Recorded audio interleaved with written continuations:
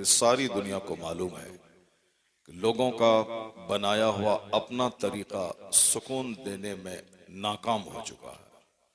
इसलिए लोग खुदकुशी की राह पे चल पड़े हैं कि मैं रात रात भर मैं शराब पिया मगर चैन नहीं मिला, मैं रात रात भर जागकर मैंने फिल्में देखी मगर करार नहीं मिला।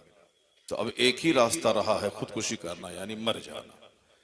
बड़ी तेजी के साथ पूरी दुनिया में सुसाइड के वारदात बढ़ रहे हैं। तो इस्लाम कहता है कि क्यों खुदकुशी कर रहा है, क्यों तुमने चैन हासिल करने के लिए गलत रास्तों का सिलेक्शन तुमने किया। सुकून और चैन का सबसे बेहतरीन रास्ता है कि जिस रब ने तुझको पैदा किया है उस रब का जिक्र करके देख ले कि अल्लाह कहां से सुकून अता फरमा देता है। दिल की खुराक है अल्लाह का जिक्र जी, दिल की ग़िज़ा है अल्लाह रब्बुल इज्जत की याद। जिसने भी इस राह को सुकून के लिए चुना वो कभी खसारे में नहीं रहा। इंसानी तारीख गवाह है कि जिसने भी अल्लाह की इबादत, अल्लाह के जिक्र को सुकून का रास्ता तलाश किया वो कभी खसारे में नहीं रहा, वो कभी घाटे में नहीं रहा। अल्लाह जन्नत तो उन्हें मरने के बाद देगा, इस दुनिया में इज्जतों से नवाजता है, इस दुनिया में गरीबी में बादशाहत से नवाजता है। इस दुनिया में उनका चेहरा रंग के एतबार से काला क्यों न रहे मगर अल्लाह तबारक व तआला गुलाब की तरह उसके चेहरे को खिला देता है। ये वो रास्ता है अल्लाह का जिक्र का रास्ता। इसलिए जब भी इस तरह की महफिलें कहीं मिले उसको अपने लिए गनीमत समझकर उस महफिल से वाबस्ता कर देना चाहिए। मुमकिन है कि कोई घड़ी खुसूसी रहमत के नुज़ूल की हो, उस रहमत की घड़ी को बंदा पा ले तो मेहनत तो एक लम्हे की होगी लेकिन जो उसका बदला होगा उसका असर सैकड़ों साल तक महसूस किया जाएगा। मुमकिन है कि कभी आप बैठे रहिए बंदा जुर्म वक्ती तौर पर करता है। नारे तकबीर, नारे रिसालत, फैजानी गौसे आजम, मसलके आला हजरत, नबीरे आला हजरत, शहजादे आला हजरत, हुजूर अहसन मियां साहिब किबला, हुजूर साहिबे सज्जादा, आमदे हुजूर अहसन मियां साहिब किबला। नारे तकबीर। आप लोग बैठ जाइए, बैठ जाइए, अभी हजरत बाद में आएंगे इंशाल्लाह। बैठ जाएं, बैठ जाएं। हजरत अभी क़यामगाह पे जाएंगे और फिर वहां से थोड़ी देर के बाद स्टेज पर आएंगे। भरपूर दिल खोल कर आप हजरत का दीदार करेंगे, हजरत की दुआओं से आप माला माल होंगे। पहले इस फकीर की गुफ्तगू आप समाअत कर लें। सारे लोग खामोशी इख्तियार करके रखें और गौर से सुने। एक बार जोर से बोलें सुभान अल्लाह। दरूशी पढ़े अल्लाहुम्मा सल्लि अला सय्यिदिना व मौलाना मुहम्मदिन मअदनिल जूद वल करम व आलिहि व बारिक व सल्लिम सलातन व सलामन अलैका या रसूल। मैं अर्ज कर रहा था कि दिल को सुकून मिलता है अल्लाह के जिक्र से और इस तरह की महफिलें बहुत कम दुनिया में मुनक़िद होती है। खेल तमाशे की महफिलें हमेशा होती हैं। आज भी लोगों ने तमाशा देखा, चाहे खेल हिंदुस्तान पाकिस्तान के दरमियान हो या अमेरिका और साहब मलेशिया के दरमियान हो। खेल खेल है, वो एक तमाशा है। ऐसा नहीं कि मेरा भारत हार जाए तो मैं गमगीन हो जाऊं, पाकिस्तान जीत जाए तो मैं खुश हो जाऊं, अमेरिका हार जाए तो मैं नाराज हो जाऊं, ब्रिटेन जीत जाए तो मैं खुश हो जाऊं। खेल है, तमाशा है। वो तमाशा चाहे मेरा भाई जीते वो तमाशा तमाशा है, चाहे कोई दूसरा जीते तमाशा तमाशा है। उस तमाशे से हमको कोई लेना देना नहीं। हमारा सबसे बड़ा मिशन है कि अच्छा काम अगर मेरा भाई कोई करता है तो दिल को खुशी हासिल होती, और नाचने गाने वाला काम मेरा कोई भाई करे तो एक मुसलमान का दिल उससे खुश नहीं होता। पूरी दुनिया में जहां भी मुसलमान मस्जिदों को आबाद करे, जहां भी तिलावत करे, जहां भी इस्लाम का कुछ काम करे तो हमारे दिलों को ठंडक पहुंचती है। लेकिन कोई तमाशे में नाम ऊंचा कर ले, कोई खेल में नाम ऊंचा कर ले, उससे हमारा कोई लेना देना नहीं होता है। बाकी रही बात कि हमारे अपने वतन, अपने दयार, अपने मुल्क से मोहब्बत की बात रही, तो ऐसा नहीं कि साहब हमारा मुल्क अगर शराब में नाम ऊंचा कर ले तो मैं खुश हो जाऊं, हमारा मुल्क अगर ड्रामे में नाम ऊंचा कर ले मैं खुश हो जाऊं। मेरा मुल्क है। जब भी कोई अच्छा काम करे तो उस काम में सबकी के जज्बात शरीक होते हैं, सबों को दिली खुशी हासिल होती है। खेल तमाशे से, पाप के कामों से हमारा कोई लेना देना नहीं है। पूरी दुनिया के मुसलमान एक मकान में लगी हुई ईंट के समान है। ईंट एक भी कहीं से कमजोर हुई तो सारा मकान कमजोर हो जाता है, और अगर ईंट सारी की सारी मजबूत हुई तो मकान मजबूत होता है। तो दुनिया के जितने भी साहिब ईमान हैं सब एक मकान में लगी हुई ईंट के बराबर है। ऐसा नहीं कि मैं ही शराब पीता हूं तो दूसरे का क्या होगा, मेरा अपना नुकसान होगा। नहीं, एक मकान में लगी हुई एक ईंट भी अगर खिसकी तो मकान कमजोर होता है। उसी तरह पूरी दुनिया के मुसलमानों का एक भी फर्द अगर राह रास्त से हटता है, अगर बदआमालियों का शिकार होता है, तो उससे इस्लामी इमारत कमजोर होती है। यही वजह है कि दर्द होता है, तकलीफ, कांटा चुभता है अमेरिका में, और दर्द उसका महसूस इंडिया में होता है। क्योंकि पूरी दुनिया के मुसलमान एक जिस्म की तरह है, आज़ा सारे जिस्म के एक दूसरे से मरबूत हैं, और कहीं भी कांटा चुभे, बुखार हो, दर्द हो तो सारा जिस्म उससे बेचैनी का मुजाहरा करता है। अल्लाह तबारक व तआला हम सबों को खेल तमाशों से बचाए और अपने मकसद हयात पर नजर रखने की तौफीक अता फरमाए। तकरीर सुने आप, हम इस तरह की महफिलों की कदर करते हैं। कहीं शादी की महफिल होती है, निकाह की अजमत पे खिताब होता है। कहीं दस्तारबंदी के जलसे होते हैं, वहां इल्म दीन और इल्म की अहमियत पे खिताब होता है। घर का इफ्तिताह हो, उस मौके पर अल्लाह की उस नेमत का चर्चा होता है। और कहीं विसाल की महफिल हो, इसाले सवाब की, चाहे तीजा हो, चाहे बरसी हो, चाहे 40वां हो, उन महफिलों में मकसद हयात पर गुफ्तगू होती है, ताकि दूसरों की मौत से कुछ सीखने का सामान हो जाए। दूसरों की हयात भी हमारे लिए एक इबरत का जरिया है, और दूसरों की मौत भी हमारे लिए इबरत का सामान है। ये और बात है कि क़यामत जब करीब आएगी तो लोगों को सोचने समझने की जो सलाहियत है लोगों की, वो खत्म हो जाएगी। आखिर जमाने में लोग हवाई की तरह जीने लगेंगे। लोग सिर्फ देखने से ताल्लुक रखेंगे, फिक्री तौर पर कमजोर हो जाएंगे। हुजूर ने फरमाया था कि तुन जाओ उकुलो अक्सर ज़ालिका ज़मान सयाती अलन्ना से ज़मान, एक वक्त ऐसा आएगा कि लोगों की अक्लें छीन ली जाएंगी। अक्ल रहती है तब लोग गौर व फिक्र करते हैं, अक्ल रहती है तब लोग दूसरों की जिंदगी से सबक हासिल करते हैं, अक्ल रहती है तब दूसरों को देखकर आदमी अपने लिए नूर और रोशनी हासिल करते हैं। और अक्ल ही जब खत्म हो जाए तो फिर आदमी वो सोचने की सलाहियत खत्म कर डालता है और सिर्फ वो नकल करना चाहता है और देखना चाहता है। आखिर जमाने में अक्लें छीन ली जाएंगी, लोग सिर्फ लिबास के गुलाम बन जाएंगे, लोग सिर्फ मकान के गुलाम बन जाएंगे, लोग सिर्फ गाड़ियों के गुलाम बन जाएंगे, लोग सिर्फ पैसा कौड़ी के गुलाम बन जाएंगे। वो नहीं समझेंगे कि इस पैसे से दूसरे को क्या मिला, उसको कुछ नहीं मतलब सिर्फ पैसा चाहिए। हमारे पास 1 करोड़ है, किसी के पास 1000 करोड़ रुपए है।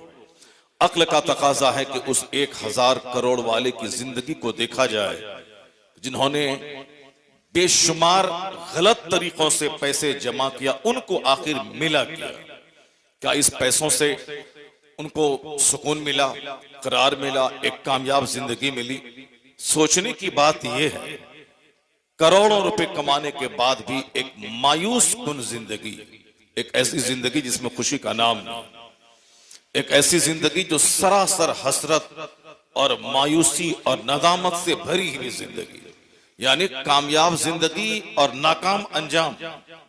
जिंदगी में तो अच्छा खाया पिया, गाड़ी से चला, ऑफिस में बैठा, लेकिन एक अफसोसनाक मौत, सडन डेथ, अचानक मौत, सारी चीजें छोड़कर खाली हाथ जाने वाली मौत।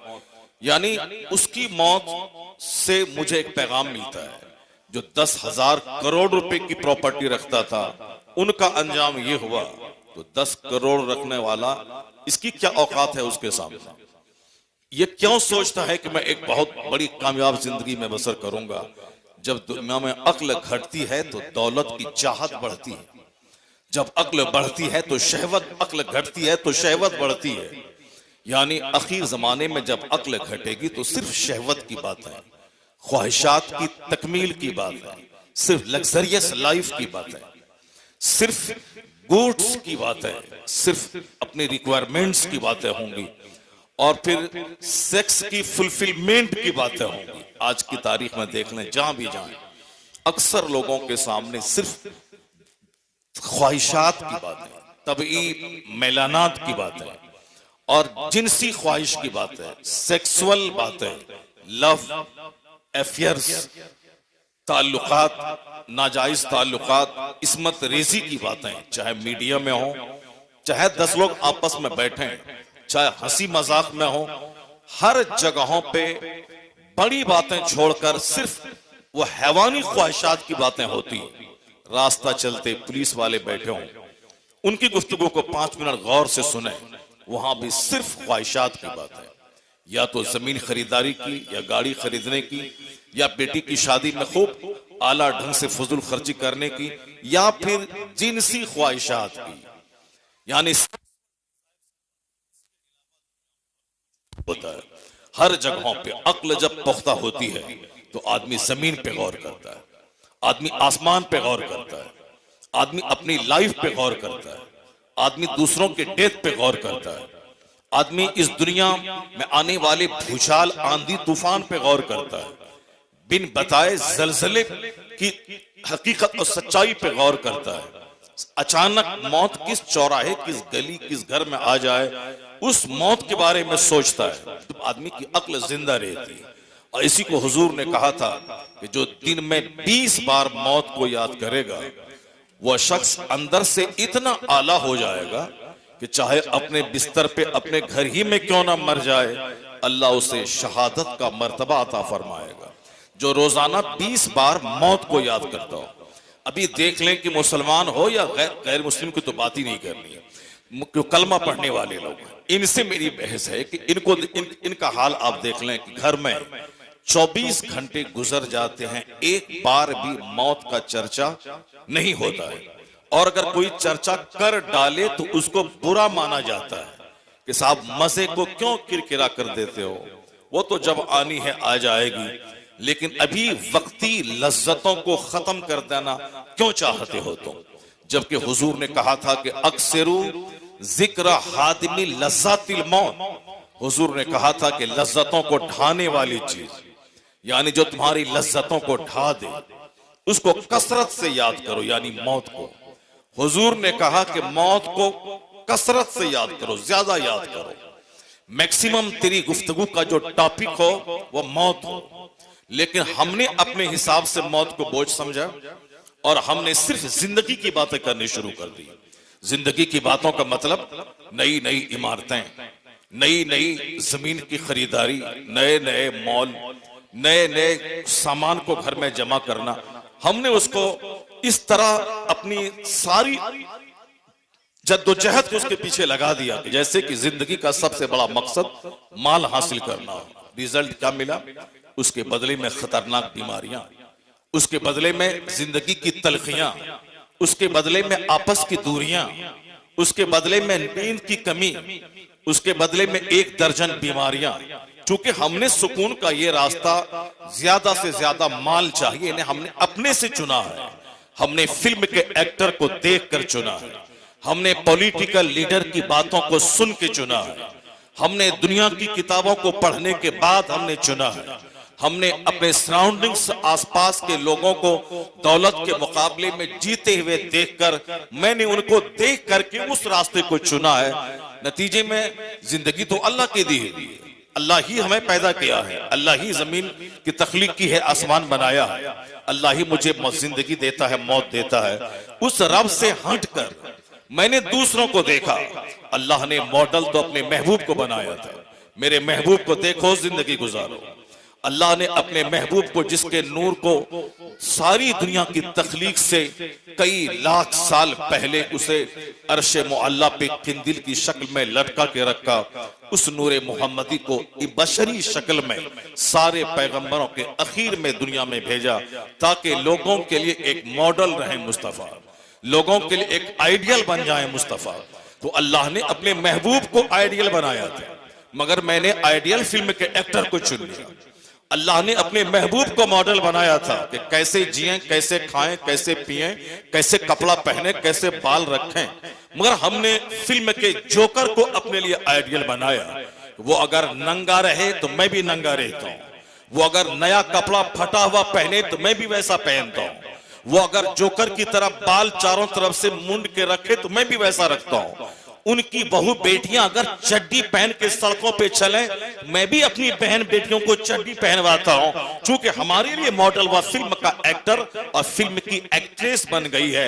अल्लाह ने तो महबूब को मॉडल बनाया था। जमीन का खालिक अल्लाह, सारी दुनिया का मालिक अल्लाह, इस इंसान को एक कतरे जलील से पैदा करने वाला अल्लाह, यानी इस इंसान की तख्लीक कैसे हुई है, अल्लाह ने कुरान करीम में कई जगहों पे इसका जिक्र किया है। मैंने तुझको पैदा कैसे किया है, ताकि मेरा बंदा चाहे दुनिया में गरीब रहे या अमीर, बादशाह रहे या फकीर, वो अपनी बुनियाद को कभी नहीं भूले। मेरी स्टार्टिंग कहानी कैसी है, मैं पैदा हुआ कैसे हूं। जब अकल रहेगी तब ना बंदा गौर करेगा कि मैं पैदा हुआ कैसे हूं। मैं अपनी पैदाइश पे गौर करूं। कुरान करीम में कई जगहों पे इस मैटर को जगह दिया गया है। क्यों जगह दिया गया? अल्लाह कहता है वलक़द खलक़नल इंसान मिन सुलालतिन मिन तीन, हमने इंसान को एक बजती हुई मिट्टी से पैदा किया है। इंसान को, वही जो हम इंसान है, दुनिया के सारे लोग जो चाहे यहूदी हो, नसरानी हो, गैर मुस्लिम हो, वह सब भी इंसान है। चूंकि वह गौर नहीं करते कि मैं इंसान हूं, इसीलिए जानवरों की तरह काम लोग करते हैं। लेकिन जिस दिन वह गौर करे कि मैं इंसान हूं और अल्लाह ने मुझको इंसान बनाया है, दुनिया से हैवानियत घट जाएगी और मानवता के सलूक बढ़ते चले जाएंगे। क्योंकि बंदा सोचना ही छोड़ दिया कि मैं इंसान हूं। सिर्फ इसी पॉइंट पे गौर कर लें कि अगर अल्लाह चाहता तो मुझे जानवर बना देता, अल्लाह चाहता तो मुझे खिंजीर पैदा करता, अल्लाह चाहता तो मुझे कुत्ता बना देता, अल्लाह चाहता मुझे छिपकली और सांप बना देता। मेरे बाप दादा ने अल्लाह पर कोई एहसान नहीं किया कि उस एहसान का बदला चुकाने के लिए अल्लाह ने मुझको इंसान बनाया। बंदा अल्लाह पर एहसान कर ही क्या सकता है? यह कमजोरी का पुतला यह इंसान, बीमारियों का मुजस्समा यह इंसान, आज सारी दुनिया जानती है, कल इसका नामो निशान मिट जाता है। आज जिंदा है, एक सेकंड के बाद मर जाता है। यह इंसान अपने रब पे एहसान कर ही क्या सकता है कि उस एहसान का बदला अल्लाह ताला उनके बाल बच्चों को इंसान पैदा करके चुकाए? मेरा रब पर कोई एहसान नहीं, अल्लाह का यकतरफा एहसान है कि उसने मुझे इन जानवर नहीं बल्कि इंसान पैदा किया। अल्लाह ने मुझे कुत्ता नहीं आदमी बनाया, वरना कुत्ता को भी अल्लाह ने पैदा किया। जितनी भी मखलूकात हैं सबों को अल्लाह ने पैदा किया, लेकिन मुझको इंसान बनाया, कुत्ता नहीं बनाया। इसी पॉइंट पे अगर दुनिया के सारे लोग गौर करें कि अल्लाह ने मुझे सांप नहीं इंसान बनाया, तो इंसान बनकर सांप की तरह दूसरों को डंक नहीं मारेगा, इंसान की शक्ल में दूसरों को अपनी जबान से डंक नहीं मारेगा, अपने हाथ से कष्ट नहीं पहुंचाएगा, दूसरों को तलवार से ज़बह नहीं करेगा, वह दूसरों को अपनी थ्योरी से उसे तबाह बर्बाद करने का प्लान नहीं बनाएगा।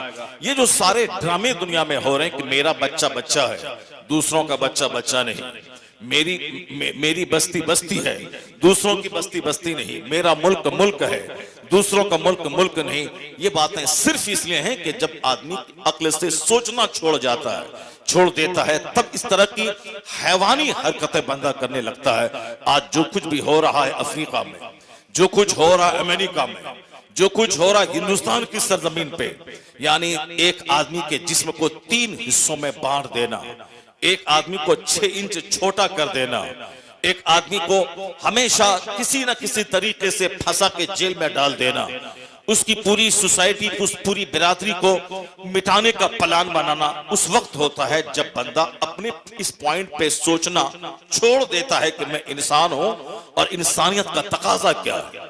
ह्यूमैनिटी का तकाजा क्या है, ह्यूमैनिटी का डिमांड क्या है। ह्यूमन बीइंग्स, ह्यूमैनिटी इसकी क्वालिटी है, इसकी खसलत है, इसे क्या करना चाहिए वह सोचना छोड़ देता है। हुजूर ने कहा था कि आखिर जमाने में लोगों की अकलें छीन ली जाएंगी।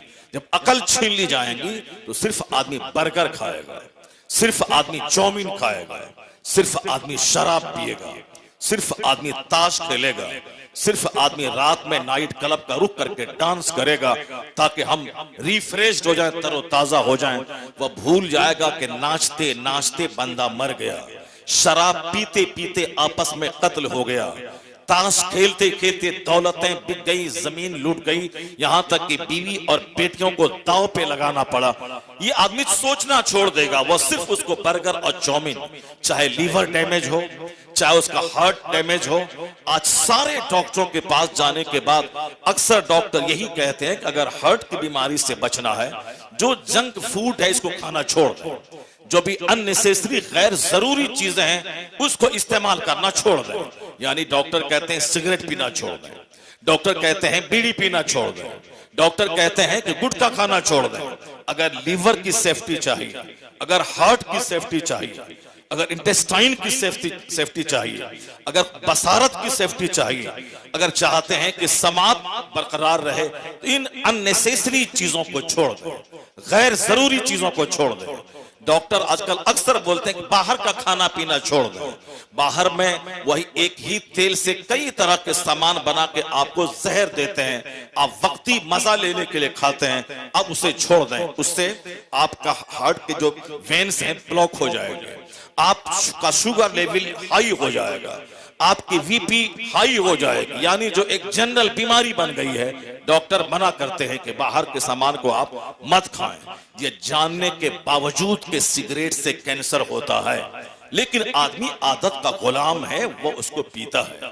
ये जानने के बावजूद कि पानी पूरी खाने से बहुत सारे नुकसानात होते हैं, लेकिन आदमी आदत का गुलाम है, उसको खाना पड़ता है। ये जानने के बावजूद कि खैनी और गुटखा से कैंसर होता है, लंग्स डैमेज होता है, और उसके बावजूद बंदा दिन में 100 पुड़िया खाता है। वह जानता है कि उसकी जबान मोटी हो जाएगी, वह जानता है कि कुव्वते गोयाई उसकी सल्ब हो सकती है, वह जानता है कि गुटखा खाने वाला जब कभी भी उसको डायरिया का मर्ज हुआ, किडनी के 100% फेल होने का खतरा रहता है। आए दिन इस तरह के केसेज आते हैं, लेकिन आदमी के पास अक्ल रहे तब न सोचे कि मुझे क्या खाना है क्या नहीं खाना है, मुझे क्या पहनना है क्या नहीं पहनना है, मुझे किस तरह का हेयर स्टाइल रखना है किस तरह का नहीं रखना है। आदमी ने सोचना छोड़ दिया कि मैं क्या खाऊं, सिर्फ लग्जरियस लाइफ के पीछे। ये पीने में मजा आता है, ये खाने में मजा आता है, घूमने में मजा आता है। तो आज जब इस घूमने का गलत असर सेहत पे, सोसाइटी पे पड़ा, तब डॉक्टर चीखते हैं कि खबरदार,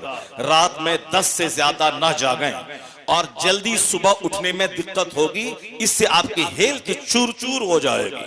आज 18 साल का जवान देखें, बिल्कुल चेहरा जैसे लगता है मुर्दार की तरह, आंखें धसी हुई, चेहरा चिपका हुआ, ऐसा लगता है कि रात भर नींद लेने के बाद भी ये मायूसियत का शिकार है। सेहत हासिल करने के लिए दूसरी कौमें बेदार हो गई। अब साहब वो रामदेव जी के पास उत्तराखंड जा रहे हैं। रामदेव जी कहते हैं कि नेचुरल रिसोर्सेज की तरफ आओ, यानी कुदरती चीजों की तरफ आओ। जो चीजें नेचुरल हैं, जो चीजें आर्टिफिशियल हैं, उसको छोड़ दिया जाए, बनावटी चीजों को छोड़ दिया जाए और नेचुरल चीजों के पास आए और आप नेचुरल एनवायरनमेंट में आप घूमें, यानी आप सुबह सवेरे जन्नती हवाओं में रहें। एसी की हवा ये आर्टिफिशियल हवा है, फैन की हवा ये आर्टिफिशियल हवा है। रात में 8 घंटे फैन के नीचे हैं, बदन सुबह सवेरे ऐंठने लगता है। एसी में आप रहें, अंदर से 8 घंटे सोने के बाद एक उलझन सी महसूस होती है, लेकिन सुबह की ठंडी हवाओं में आप घूमें, ऐसा लगता है जैसे जन्नत से सीधी हवा उसकी सेहत को दुरुस्त कर रही होती है। लोग कहते हैं सुबह की हवा एक तरफ, करोड़ों रुपए की दवा एक तरफ। जब आज सेहत खराब होने लगी, तब डॉक्टरों ने कहा कि गैर जरूरी सोना छोड़ दीजिए, गैर जरूरी खाना छोड़ दीजिए। जब आपस में तकरार बढ़ने लगी तो डॉक्टरों ने कहा गैर जरूरी टॉक छोड़ दें।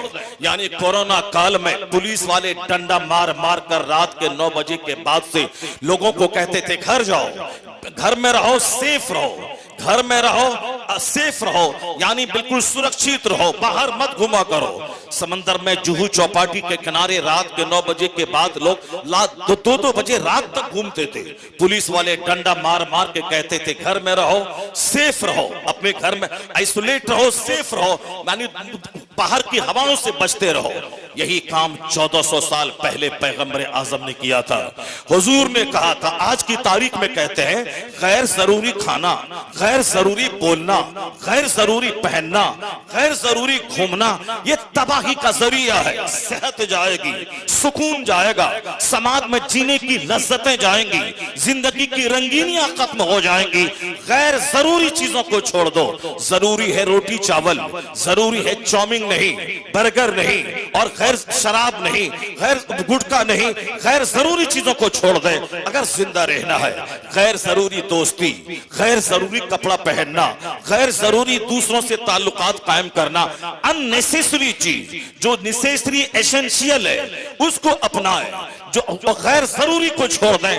कुर्बान रहमते दो आलम सल्लल्लाहु अलैहि वसल्लम की जाते गिरामी पे कि 1500 साल पहले न अमेरिका का वजूद था, न चाइना जापान के इल्म की कोई कहानी थी, हिंदुस्तान में एक मकतब तक नहीं था। 1500 साल पहले नालंदा यूनिवर्सिटी का नाम मिलता है। बुद्धिस्टों की एक छोटा सा मकतब है, उसी का नाम नालंदा यूनिवर्सिटी है। वो भी उसकी कहानी भी 1100 साल की है। 1500 साल पहले हिंदुस्तान में न यूनिवर्सिटी थी, न कोई कॉलेज था, न अमेरिका नाम का कोई मुल्क था। अमेरिका नाम के मुल्क का पता 1495 में कोलंबस ने लगाया है कि अमेरिका नाम का कोई मुल्क है। चाइना जापान में विकास नाम की कोई चीज नहीं थी। हिंदुस्तान में एक भी इंजीनियर उस वक्त मौजूद नहीं था।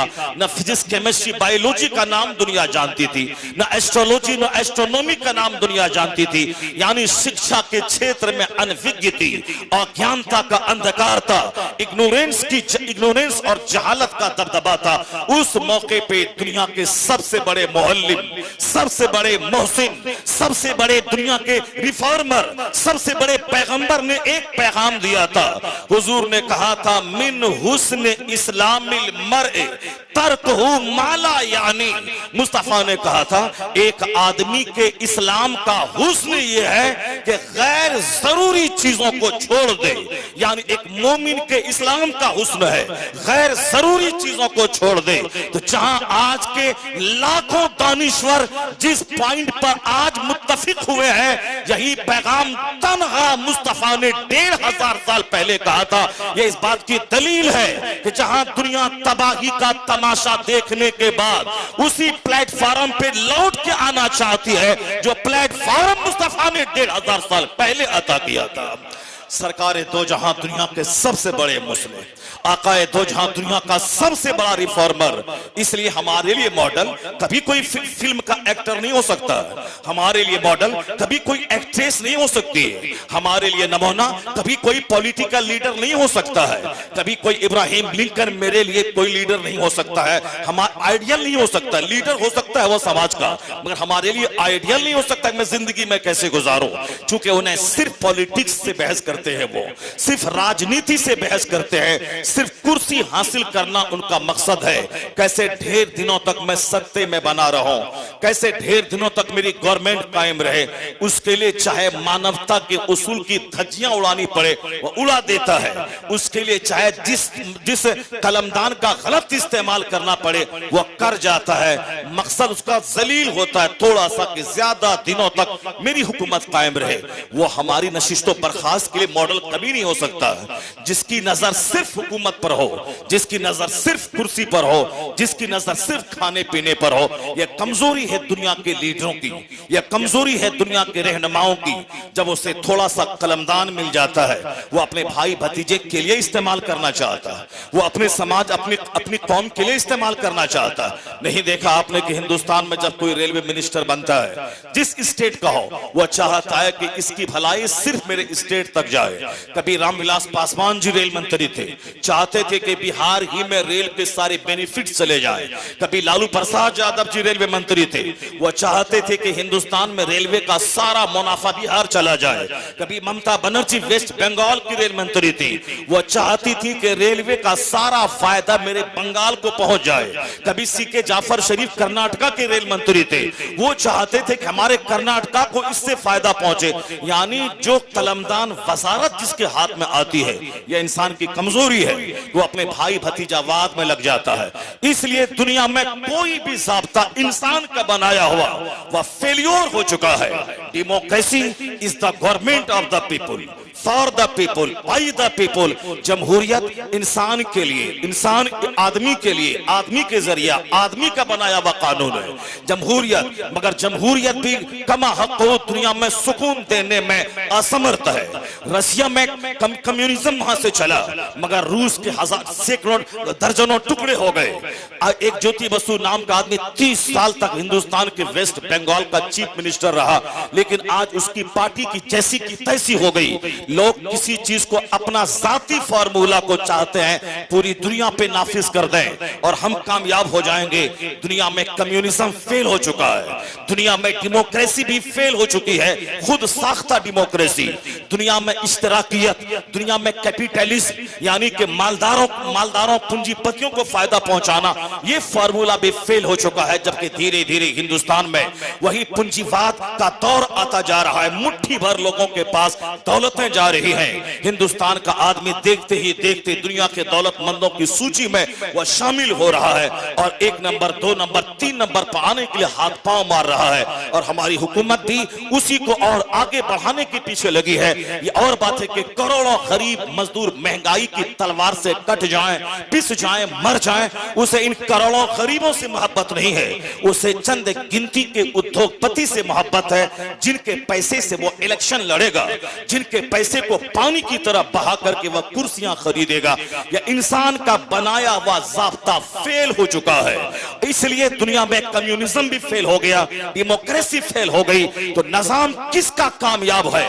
जमीन अल्लाह की है, आसमान अल्लाह का है, यह इंसान अल्लाह का पैदा किया हुआ है। इंसान का कानून जब इंसान पे चलेगा तो इंसान की एक बड़ी बिरादरी उस फायदे से महरूम रहेगी।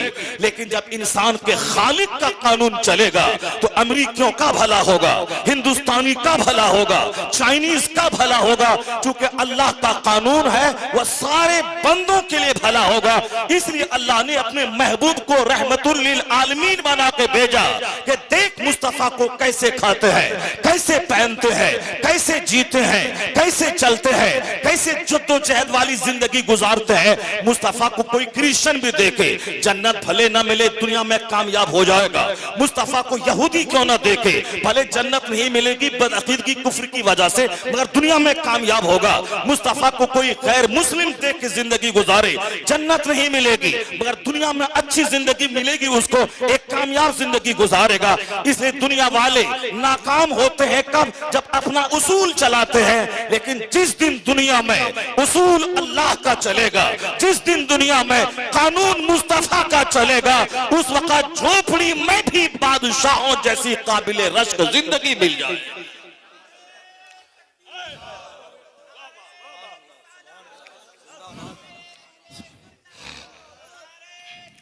यही वजह है कि जो हक पसंद लोग हैं, जो अक्ले सलीम से काम लेते हैं, जिनके पास बसारत है, जो कंसिडरेशन से काम लेते हैं, जो रिफ्लेक्शन से काम लेते हैं, जो थिंकिंग से काम लेते हैं, यानी जो सोचते हैं, रिसर्च करते हैं, डिस्कवर करते हैं, गौर फिक्र करते हैं, उन लोगों की बोली कुछ और होती है। और जिनकी अक्लें छीन ली जाती हैं, उनकी बोली कुछ और होती है। जैसे हिंदुस्तान में चंद लखेरों की अक्लें छीन ली गई। इन लुच्चों लफंगों ने उनकी जिंदगी के खिलाफ कीचड़ उछालना शुरू किया। किनकी जिंदगी? जिनकी जिंदगी बेदाग थी, जिनकी जिंदगी में किसी किस्म का कोई दाग नहीं था, जो रात रात भर सिर्फ इबादत करें, जिसके पाए अक़दस सूज जाएं, जिनके चूल्हे में 2-2 महीने तक आग नहीं सुलगती हो, जो सिर्फ पानी और खजूर पे गुजर बसर करते हो, जिनका बचपन लाजवाब, जिनकी जवानी लाजवाब, नबूवत के ऐलान से पहले वाली 40 साल जिंदगी सिर्फ नेकियों से इबारत थी, ऐलान नबूवत के बाद वाली जिंदगी वह भी सिर्फ नेकियों से इबारत है। एक ऐसा शख्स जो कमाता है नबूवत के ऐलान से पहले ताकि गरीबों को खिलाए, ताकि बेवाओं को दे, ताकि मिस्किनों को दे, ताकि मेहमानों की खिदमत करे, यानी सरकारे दो जहां।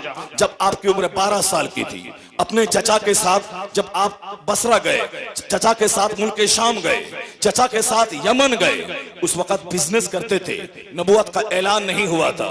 आपकी बिल्कुल चढ़ती भी जवानी है, लेकिन पैसा कमा के करते क्या थे? करते थे गरीबों की खिदमत, बेवाओं की खिदमत, यतीमों की खिदमत, यानी बेचारों की खिदमत। जो समाज का नाकाबिल आदमी होता उसे काबिल कार बनाते थे, जो समाज की बेवा होती थी उसके सामान का इंतजाम फरमाते थे, बाजार से सौदा सलफ ला के देते थे। वही अरब जहां के लोग ज़िनाकारी में इतने लथपथ थे, एक पड़ोसी की बीवी की इज्जत गैर महफूज थी, अनसेफ थी, यहां तक कि अपनी सौतेली माओ से ज़िना करते थे लोग, उसे बाप के छोड़े हुए तरके की तरह उसकी बीवियों को भी इस्तेमाल करते थे।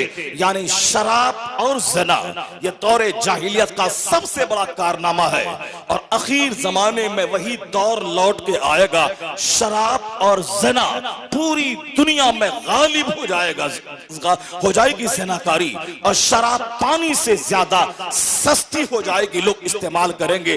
जो 1500 साल पहले जो दौर था, आखिर जमाने में वही दौर लौट के आएगा जहां इस तरह समाज के सारे लोग जीते हों। एक नौजवान ऐसे जी रहा है, न जबान बहकी है, न निगाह बहकी है, न हाथ बहका है, न पांव फिसला है। उस बदचलन समाज का बच्चा बोलता है कि अगर कैरेक्टर का कोई मजबूत पहाड़ देखना हो तो मोहम्मद अरबी को देख लिया जाए। उस बदचलन समाज के लोग कहते थे बेदाग बचपन, बेदाग जवानी, यानी जवानी ऐसी कि लोग अमानतदार, अमीन कहने लगे, ट्रस्ट वर्दी कहने लगे, और लोग उसे सादिकुल वाद कहने लगे, यानी वादा खिलाफी के अहद में वादा वफाई के प्रतीक मुस्तफा को लोग कहने लगे। वो नबी जिन्होंने चढ़ती जवानी में 18 साल 25 साल की जवानी में सिर्फ कमा के दूसरों की खिदमत करना, जहां चारों तरफ दोशीजाओं के नंगे चलने का रिवाज हो, वहां निगाहों की हिफाजत करना। किसी आदमी पर इल्जाम उस वक्त लगाया जाता है जब उसका बचपन खराब हो, उसकी जवानी खराब हो, तब लोग कहते हैं अरे ये तो वैसे ही था, देखा नहीं आप जवानी उनकी, देखा नहीं बचपन उनका आवारगी से इबारत थी, और फिर देखा नहीं शादी के बाद क्या हुआ, उनको नई नई लड़की की चाहत थी। मैं कहता हूं इन जालिमों, खसीसों और रजीलों को मुस्तफा की बेदाग जिंदगी का मुताला करना चाहिए। दुनिया का सबसे हसीन तरीन इंसान जिनके हुस्न का आलम तो ये था, जनाब अबू हुरैरा जो हुजूर की महफिल में बैठने वाला।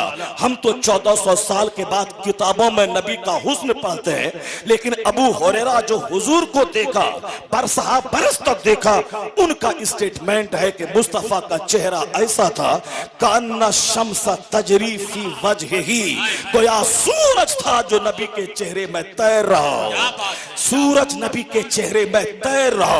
हजरत अनस जो मुस्तफा की खिदमत में 10 साल तक रहे, और 10 साल के दरमियान में कभी लफ्ज़ उफ तक हुजूर ने अनस को नहीं कहा। यह कोई दुनिया का इंसान कह ही नहीं सकता है। मेरे पास तो एक नौकर रहता है, मैं सुबह से शाम तक 50 बार रे और बे उसको कहता हूं, उसके खानदान को खंगाल देता हूं।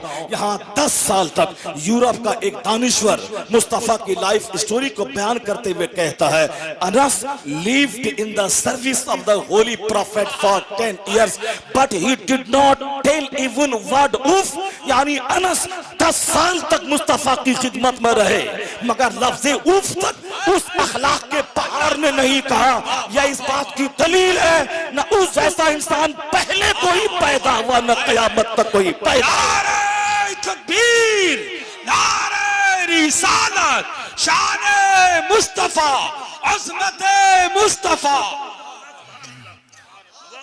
तारीख आदमियत का इकलौता इंसान, तारीख इंसानियत का इकलौता इंसान, तारीख आदमियत ने आज तक उस इंसान की शक्ल सूरत का दूसरा नहीं देखा जिनका बचपन बेदाग हो, जिनकी जवानी बेदाग हो, जिनकी जिंदगी का एक एक चैप्टर लाजवाब हो।